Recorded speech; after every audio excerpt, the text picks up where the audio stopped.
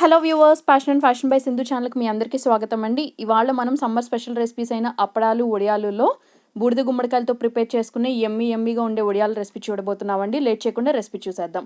ఈ recipe preparation కోసం మేము ఒక మీడియం సైజ్ ఉన్న బూడిద గుమ్మడికాయని తీసుకున్నామండి. ఇది సుమారుగా 1.5 kgs వరకు ఉంటుంది. సో ఈ బూడిద గుమ్మడికాయకి మనకి పైన అంతా పొట్టుగా ఉంటుంది కదండి. సో ఆ పొట్టు మొత్తం వైట్ కలర్ పౌడర్లా రాలుతూ ఉంటుంది కదా, దాన్ని మొత్తం వాటర్ పోసుకుని బాగా కడుక్కోవాలండి. ఆ పొట్టు మొత్తం కంప్లీట్గా పోయి మనకి బూడిద గుమ్మడికాయ అనేది ఈ వీడియో క్లిప్లో చూపిస్తున్నట్టు ఇలా గ్రీన్ కలర్ వచ్చే వరకు మనం నీట్గా వాష్ చేసేసుకోవాలి, ఎటువంటి పొట్టు అనేది లేకుండా. ఇప్పుడు ఈ బూడిద గుమ్మడికాయని కొంతమంది గుమ్మడికాయని కట్ చేయకుండా డైరెక్ట్గా పగల కొడతారు, లేదా మీకు అలాంటి ఏమీ సెంటిమెంట్స్ లేవంటే ఇలా నైఫ్తో అయినా కట్ చేసేసుకోవచ్చు. సో ఇలా కట్ చేసుకున్న తర్వాత ఒక విషయం గుర్తుపెట్టుకోండి, మీరు బూడిద గుమ్మడికాయని కట్ చేయడానికి చాక్ యూస్ చేసినా ఆరల్స్ కత్తిపెట్టి యూస్ చేసినా ఇది కట్ చేయటం ప్రాసెస్ అనేది కొంచెం టిపికల్గా ఉంటుంది, అంటే చాలా గట్టిగా ఉంటుందండి కట్ చేసేటప్పుడు.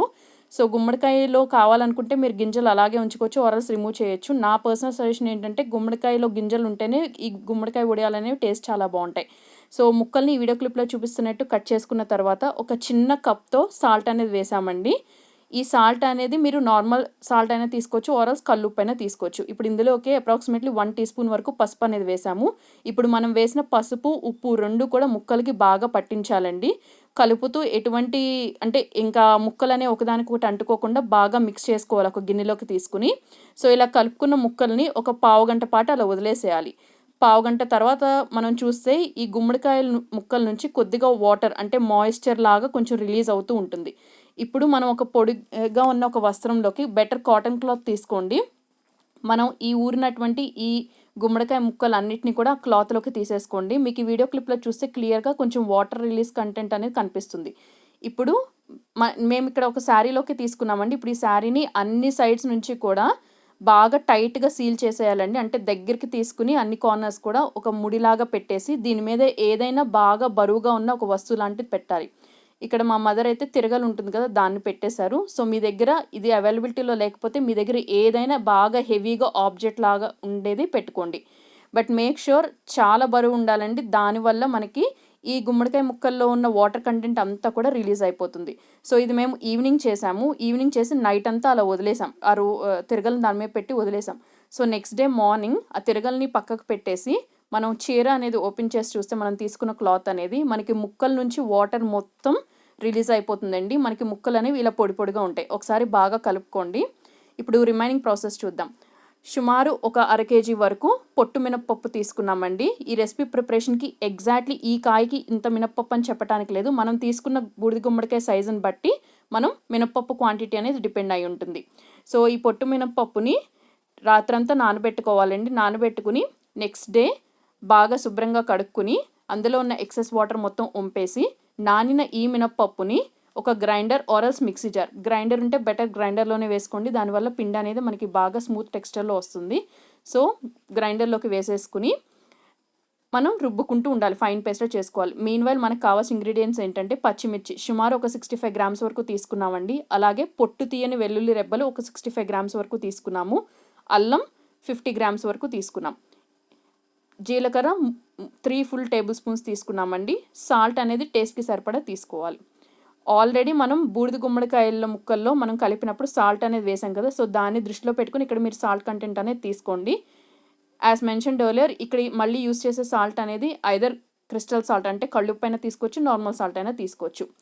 ఇప్పుడు మనం తీసుకున్నటువంటి అల్లం, వెల్లుల్లి, పచ్చిమిర్చి ఈ మూడింటిని ఈ వీడియో క్లిప్లో చూపిస్తున్నట్టు కోర్స్గా పేస్ట్ లాగా గ్రైండ్ చేసుకుని పక్కన పెట్టుకోండి. ఆ గ్రైండ్ చేసుకున్న పేస్ట్ని కూడా ఈ మినప్పప్పుని మనం గ్రైండర్లోకి వేసుకుని మనం గ్రైండ్ చేసుకునేటప్పుడు కొద్దిగా బ్యాచెస్గా వేసుకోండి. మీరు వేసుకుంటున్న ప్రతిసారి ఈచ్ బ్యాచ్కి సరిపడా అంత సాల్ట్ని కూడా వేసుకోండి. పిండిని మీరు ఒక బేసిన్లో కలెక్ట్ చేసుకున్న తర్వాత సరిపడినంత జీలకర్ర అనేది వేసుకోండి. మనం నానబెట్టుకున్న మినప్పప్పుని మొత్తం ఒకేసారి వేయకూడదండి. మనకి పిండి అనేది గ్రైండ్ అయిపోయాక అది ఎక్కువసేపు ఉంటే కనుక మనకి పిండి అనేది కండ్రెక్కిపోయి వడియాలనేవి పాడైపోతాయి. సో మనం కొద్దిగా అంటే మనం నానబెట్టుకున్న మినప్పప్పు మొత్తాన్ని మేము 2 batchesగా వేసుకున్నాము. సో ఫస్ట్ బ్యాచ్ ఆఫ్ మినప్పప్పు నుంచి పిండి అనేది ప్రిపేర్ చేసుకున్నాక కొద్దిగా జీలకర్ర అనేది యాడ్ చేసేసి మనం ముందుగా రెడీ చేసి పెట్టుకున్నటువంటి బూడిద గుమ్మడికాయ ముక్కలు ఉన్నాయి కదా, సో ఆ ముక్కలు అనేవి వేసేసి బాగా కలుపుకున్నామండి. కలుపుకుని ఈ వీడియో క్లిప్లో చూపిస్తున్నట్టు వడియాలు అనేవి రౌండ్ ప్యాటీస్ లాగా పెట్టేశారు. పెట్టేసిన తర్వాత ఒక పల్చగా ఉన్న క్లాత్ మీదకి ఇలా వడియాలనేవి పెట్టేసాం, రౌండ్గా సర్కిల్స్ లాగా పెట్టేసాం. పెట్టేసిన తర్వాత కంప్లీట్గా ఎండలో ఎండబెట్టేసేయాలండి. ఎండబెట్టేసిన తర్వాత నెక్స్ట్ డే కూడా ఎలా ఉంది రిజల్ట్ అనేది ఇక్కడ డే 1 అని నేను మెన్షన్ చేశాను చూడండి కింద సబ్ టైటిల్స్లో.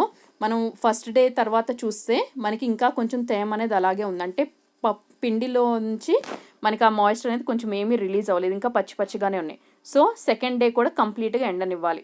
సో మనం ఈ బూడిద గుమ్మడికాయ వడియాలు మనకి కంప్లీట్గా ఎండటానికి 3 days టైం పడుతుందండి. అంటే ప్రిపేర్ చేసిన డే కాకుండా అనదర్ 2 more days టైం పడుతుంది. సో థర్డ్ డే మనం బూడిద గుమ్మడికాయ వడియాలని ఈజీగా మనం క్లాత్ నుంచి ఇలా రిమూవ్ చేసుకోవచ్చు. ఈ వడియాల ప్రిపరేషన్కి మనం కాటన్ క్లాత్ కంటే కూడా కొంచెం సిల్క్ బేస్డ్ క్లాత్తో మనం ప్రిపేర్ చేసుకుంటే చాలా ఈజీగా పీల్ ఆఫ్ అయిపోతాయండి, చాలా ఈజీగా రిమూవ్ చేసేయచ్చు థర్డ్ డే తర్వాత. ఇప్పుడు మనం రిమూవ్ చేసుకున్న ఈ బూడిద గుమ్మడికాయ వడియాలని మొత్తం ఒక బేసిన్లోకి కలెక్ట్ చేసుకుని పెట్టుకోండి. తర్వాత థర్డ్ డే అయిపోయిన తర్వాత కూడా ఇంకొక రోజు పాటు మనం మళ్ళీ తిరిగి ఒక పల్చటి వస్త్రం మీద ఎండబెట్టుకున్నట్టయితే మనకి ఇవి ఎక్కువ కాలం పాటు నిల్వ ఉంటాయి, అంటే షెల్ఫ్ లైఫ్ అనేది ఎక్కువ ఉంటుంది, ఎటువంటి పురుగు లాంటివి పట్టకుండా చాలా కాలం వరకు ఫ్రెష్గా ఉంటాయి.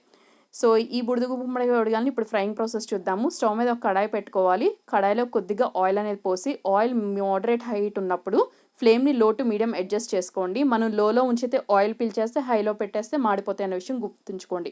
ఈ బూడిద గుమ్మడికాయ వడియాలు ఫ్రై అవడానికి చాలా చాలా తక్కువ టైం పడుతుంది, ఎందుకంటే మనం ఇది కాంబినేషన్ ఆఫ్ 2 యూస్ చేసాం, ముక్కలు ప్లస్ మినప్పప్పు 2 ఉన్నాయి. మనం కొంచెం హైలో పెట్టినా కూడా మనకి అవి త్వరగా మాడిపోతాయి.